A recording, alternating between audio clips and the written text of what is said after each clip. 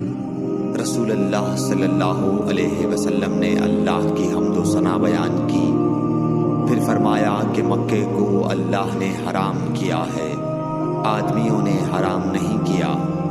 تو سن لو کہ کسی شخص کے لیے جو اللہ پر اور یوم آخرت پر ایمان رکھتا ہو، جائز نہیں ہے کہ مکے میں خون ریزی کرے یا اس کا کوئی پیڑ کاٹے۔